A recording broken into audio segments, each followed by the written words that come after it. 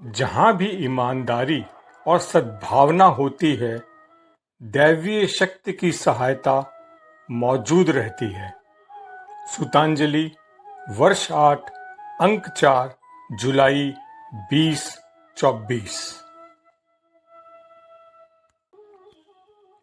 मातृभाषा। सुधा मूर्ति कहती हैं, हमारा परिचय न हमारी भाषा है न हमारा धन। हमारा परिचय है हमारी सोच, हमारी शालीनता। महत्व अपनी भाषा का है, न कि विदेशी भाषा का। यह हमारे देश का दुर्भाग्य है कि 1947 के बाद भी सरकार ने ऐसी नीतियां अपनाई कि युवा वर्ग यही समझता मानता है कि जीवन में तरक्की करने के लिए अंग्रेजी का ज्ञान आवश्यक है। 47 के बाद भी स्थानीय भाषा के बदले विदेशी भाषा का ही जोर रहा। सरकार ने भी उसे ही तरजीह दी। अंग्रेजी फलती फूलती रही, हमारी भाषा मिटती रही और हम खड़े खड़े देखते रहे। पिछले साल मैं लंदन के हीथ्रो इंटरनेशनल एयरपोर्ट पर अपनी फ्लाइट में चढ़ने का इंतजार कर रही थी। मैं एक बुजुर्ग महिला सी दिखती आम भारतीय परिधान में टर्मिनल के गेट पर खड़ी थी। यह फ्लाइट बेंगलोर जा रही थी, इसलिए आसपास बहुत से लोग कन्नड़ में बात कर रहे थे। कुछ मिनटों के बाद बोर्डिंग की घोषणा हुई और मैं अपनी लाइन में खड़ी हो गई। मेरे सामने एक अत्याधुनिक महिला सिल्क के इंडो वेस्टर्न पोशाक पहने खड़ी थी। हाथ में महंगा बैग था और पैरों में ऊंची हील की चप्पल। उसके साथ उसकी एक मित्र भी खड़ी थी, जिसने सिल्क की महंगी साड़ी पहनी थी, मोतियों का हार, उससे मिलते जुलते कान के झुमके और हाथों में हीरे जड़े कंगन थे। अचानक ही मेरे सामने वाली महिला ने कुछ किनारे होकर मुझे इस तरह से देखा जैसे मुझ पर तरस आ रहा हो। अपना हाथ आगे बढ़ाते हुए उसने मुझसे पूछा, क्या मैं आपका बोर्डिंग पास देख सकती हूँ? मैं अपना बोर्डिंग पास दिखाने ही वाली थी, लेकिन तभी मैंने पूछ लिया, क्यों? यह लाइन सिर्फ बिजनेस क्लास यात्रियों के लिए है, उसने बहुत रौब से कहा और उंगली के इशारे से मुझे इकोनॉमी क्लास की लाइन में खड़े होने के लिए कहा। मैं उसे बताने वाली ही थी कि मेरे पास भी बिजनेस क्लास का टिकट है, लेकिन कुछ सोचकर मैं रुक गई और उससे पूछा, क्यों? क्या आपको मेरे भारतीय परिधान और भाषा के कारण ऐसा लग रहा है कि मुझे इस लाइन में नहीं लगना चाहिए? मेरे प्रश्न का उत्तर देने के बजाय उसने गहरी सांस भरते हुए कहा, देखिए, इकोनॉमी क्लास और बिजनेस क्लास की टिकटों की कीमत में बहुत अंतर होता है। बिजनेस क्लास की टिकटें लगभग 2-3 गुना महंगी होती हैं। बिजनेस क्लास की टिकट के यात्रियों को कुछ खास सहूलियतें मिलती हैं। अच्छा, आप कैसी सहूलियतों की बातें कर रही हैं? उन्हें कुछ चिढ़ से होने लगी, लेकिन उन्होंने बिजनेस क्लास की सहूलियतों का संक्षेप में ब्यौरा दिया और अंत में जोड़ा, अब आपको इकोनॉमी क्लास और बिजनेस क्लास का अंतर पता चल गया है, तो आप वहां जाकर अपनी लाइन में लगिए। उसने मुझे सुझाव दिया, लेकिन मैं वहां से हिलने को तैयार नहीं थी। वह महिला अपने मित्र की ओर मुड़ी।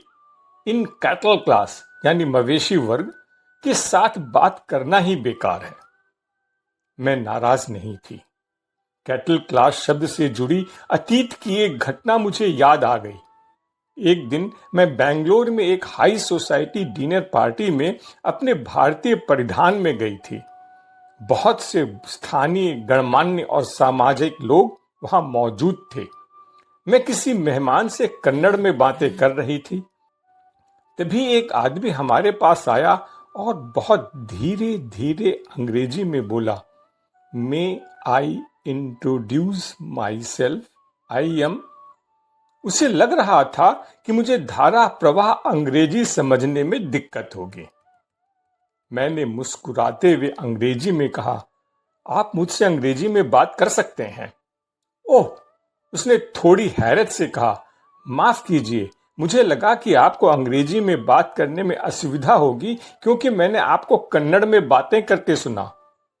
अपनी मातृभाषा में बात करने में शर्म कैसी? यह तो मेरा विशेषाधिकार है। अपनी मातृभाषा का उपयोग करना शर्मिंदगी का सबब नहीं है। मैं अंग्रेजी में तभी बात करती हूं जब किसी को मेरी भाषा नहीं आती, मैंने कहा। खैर, इधर एयरपोर्ट पर मेरी लाइन आगे बढ़ने लगी। जब मेरा बोर्डिंग पास दिखाने का वक्त आया तो मैंने देखा कि वे दोनों महिलाएं पीछे मुड़कर यह देख रही थीं कि मेरे साथ क्या होगा। अटेंडेंट ने मेरा बोर्डिंग पास लिया और प्रफुल्लित होते हुए कहा, आपका स्वागत है मैडम, हम पिछले हफ्ते भी मिले थे ना? जी हां, मैंने कहा और अटेंडेंट ने मुस्कुराकर हाथ जोड़े। उन दोनों महिलाओं के करीब से गुजरते हुए मैंने पूछ लिया, आपको यह क्यों लगा कि मेरे पास बिजनेस क्लास का टिकट नहीं हो सकता? क्या इसलिए कि मैं आम भारतीय वेशभूषा में थी और अंग्रेजी में बात न कर अपनी मातृभाषा में बात कर रही थी? वे दोनों स्तब्ध होकर मुझे देखती रहीं। उनकी जुबान से कोई शब्द नहीं निकला। आपने मुझे कैटल क्लास का व्यक्ति कहा, लेकिन क्लास इससे नहीं बनती कि आपके पास कितनी संपत्ति है। इस दुनिया में पैसा बहुत से गलत तरीकों से कमाया जा सकता है। आपका पैसा आपको यह हक नहीं देता कि आप दूसरों की हैसियत का निर्णय करती फिरें। मदर टेरेसा बहुत क्लासी महिला थी। भारतीय मूल की गणितज्ञ मंजुल भार्गव भी बहुत क्लासी महिला है। यह विचार बहुत ही बेबुनियादी है कि बहुत सा पैसा आपको किसी क्लास तक पहुंचा सकता है। बहुत सारे धन का होना आपकी क्लास का परिचायक नहीं है। मैं उनके उत्तर का इंतजार किए बिना आगे बढ़ गई। भक्ति में भी अकर्ता भाव। 84 लाख योनियों में केवल मानव योनि ही कर्म योनि है, बाकी सब भोग योनियां हैं। मानव जीवन में आकर अच्छे कर्म करते रहें, किसी का बुरा न करें, यही मानव जीवन का उद्देश्य है। जैसा होगा कर्म वैसा होगा फल, यही है गीता का ज्ञान। कर्म करते रहो, फल के प्रति आसक्ति न रखो, यानी हर कर्म के साथ उस कर्म का फल निश्चित है। जिस प्रकार हजारों गायों में बछड़ा अपनी मां को ढूंढ लेता है, उसी प्रकार कर्म फल कर्ता को ढूंढ लेता है। लेकिन यदि बिना कर्म के जीव एक क्षण नहीं रह सकता है और कर्म का फल भोगने के लिए बार बार जन्म लेना पड़ता है, तो फिर कर्म बंधन से मुक्ति कैसे हो? क्या शुभ कर्म करना ही काफी है? शुभ कर्म करने पर भी क्या जीव बंधन में है? समझने का प्रयत्न करते हैं। जिस प्रकार परमात्मा अटल है, इसी प्रकार इसकी रचना और विधान भी अटल, अद्भुत और विलक्षण है। इसी विधान के अंतर्गत जीव को कर्म करने की स्वतंत्रता भी है और कर्म फल भोगने का सिद्धांत भी। बंधन का कारण कर्म नहीं, बल्कि कर्मों में आसक्ति और हमारा कर्तापन है। हर गुरु, पीर, पैगंबर ने मनुष्य को कर्म करने का उपदेश दिया है। श्रीमद् भगवद गीता में लिखा है, आसक्ति को त्याग कर योग में स्थित होकर कर्म करो। ईशावास्योपनिषद पहले ही मंत्र में तेन त्यक्तेन भुंजिथा कहकर ऋषि त्याग भाव से भोग करने का उपदेश दे रहे हैं। त्याग भी हो और भोग भी, यह कैसे संभव है? युद्ध क्षेत्र में गए सैनिक का उदाहरण देकर संत समझाते हैं कि लड़ाई के दौरान एक वीर सैनिक द्वारा दुश्मनों के सैकड़ों सैनिकों को मार डालने पर उसे वीरता का पुरस्कार मिलता है, लेकिन वही सैनिक घर आकर किसी निजी रंजिश के चलते पड़ोसी को मार डाले तो उसे उम्र कैद या फांसी हो सकती है। तो क्या जीव भी सैनिक की भांति किसी परम शक्ति के अधीन होकर कर्म करे? क्या इससे कर्तापन समाप्त हो सकता है? जब जीव करता ही नहीं रहेगा तो कर्म का फल कैसा और फल का भोग किसको? आखिर कौन है कर्ता? क्या केवल ईश्वर ही समस्त जगत का कारण भी है और कर्ता भी, और सब कर्म इसी के निमित्त करने हैं? बड़ी उलझन है। एक और उदाहरण देखें। अगर कोई हमें 5 लाख रुपए देकर किसी व्यक्ति विशेष को देने के लिए कहे, तब जब तक हम उस व्यक्ति को उसकी अमानत सौंप नहीं देते, तब तक हम उस बोझ से मुक्त नहीं हो सकते। अगर हम उसके मालिक तक नहीं पहुंचते और पहले ही पकड़ लिए जाते हैं, तब हम चाहे लाख दलीलें दें और कहें कि ये पैसे मेरे नहीं हैं, हमें ही उसका मालिक माना जाएगा। अर्थात जब तक कर्ता का पता नहीं चलता, जीव चाहे लाख रटन लगा ले, समर्पण नहीं हो सकता। अच्छे कर्म सोने की जंजीर है और बुरे कर्म लोहे की, लेकिन दोनों ही जंजीर है, दोनों ही बंधन का कारण है। लोहे की हथकड़ी तो फिर भी छूट जाती है, लेकिन सोने की हथकड़ी, शुभ कर्मों का यह सूक्ष्म अहंकार तो छूटता ही नहीं। समर्पण के लिए कर्ता का ज्ञान, बोध, जानकारी और समझ होना जरूरी है, ताकि तेरा तुझको अर्पण क्या लागे है मेरा कहा जा सके। ज्ञान प्राप्ति के बाद जीव के कर्म ईश्वर के निमित्त हो जाते हैं। जिस प्रकार बैंक का कैशियर दिन में लाखों रुपए जमा होने पर न खुश होता है, न ही करोड़ों निकाले जाने पर दुखी होता है, और न ही उसे कर्तापन का जरा सा भी एहसास होता है, उसी प्रकार ज्ञानी कर्मों में निर्लिप्त और अनासक्त हो जाता है।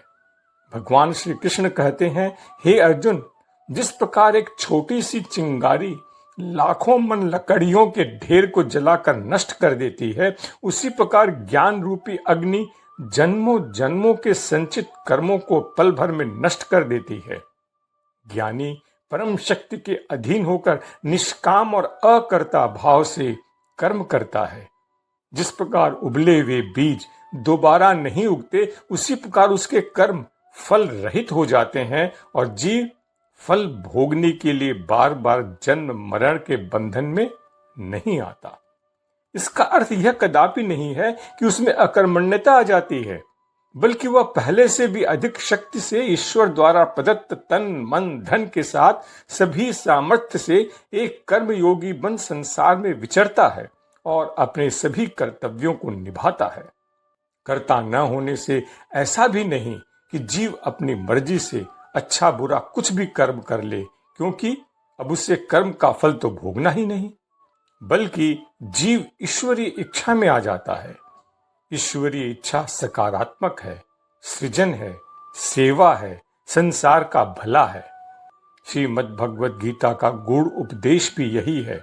मानव सद्गुरु की शरण में आकर तथा कर्ता ईश्वर को जानकर इसके निमित्त होकर सभी कर्म करे, तभी जीव कर्ता से अकर्ता हो सकता है और सभी कर्म बंधनों से मुक्त हो सकता है।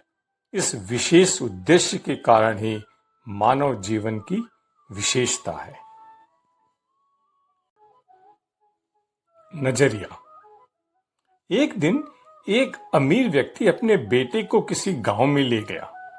वह अपने बेटे को यह दिखाना चाहता था कि वे कितने अमीर और भाग्यशाली हैं, जबकि गांव के लोग कितने गरीब हैं। उन्होंने कुछ दिन एक गरीब के खेत पर बिताए और फिर अपने घर वापस लौट आए। रास्ते में अमीर व्यक्ति ने बेटे से कहा, तुमने देखा लोग कितने गरीब हैं और वे कैसा जीवन जीते हैं? बेटे ने कहा, हाँ मैंने देखा।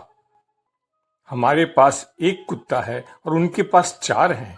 हमारे पास एक छोटा सा स्विमिंग पूल है और उनके पास एक पूरी नदी है। हमारे पास रात को जलाने के लिए विदेशों से मंगाई गई महंगी रोशनी है और इनके पास रात को चमकने वाले अरबों तारे हैं। हम अपना खाना बाजार से खरीदते हैं और वे अपना खाना खुद अपने खेत में उगाते हैं। हमारा छोटा सा परिवार है जिसमें 5 लोग हैं, जबकि उनका पूरा गांव उनका परिवार है। हमारे पास खुली हवा में घूमने के लिए एक छोटा सा बगीचा है और उनके पास बड़े बड़े खेत हैं जो कभी समाप्त ही नहीं होते। हमारी रक्षा करने के लिए हमारे घर के चारों तरफ बड़ी बड़ी दीवारें हैं और उनकी रक्षा करने के लिए उनके पास अच्छे अच्छे दोस्त हैं। अपने बेटे की बात सुन अमीर व्यक्ति कुछ नहीं बोल सका। बेटे ने अपनी बात समाप्त करते हुए कहा, धन्यवाद पिताजी, मुझे यह बताने के लिए कि हम कितने गरीब हैं। दुनिया को अपनी नजरों से देखें, दूसरों की नजरों से नहीं।